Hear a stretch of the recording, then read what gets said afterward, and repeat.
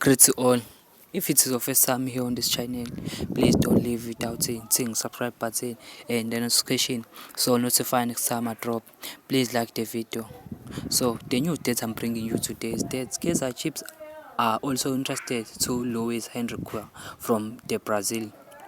He is currently playing for the Campeonato Brasileiro Serie A club Botafogo in Brazil. He was born on 2 January 2001. He plays left winger.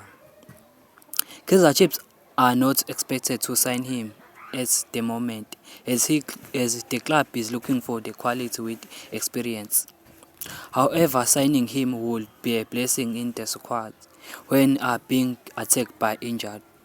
So, if you are new here on this channel, please don't leave without hitting subscribe button and the notification so notify next time I drop. Please like the video.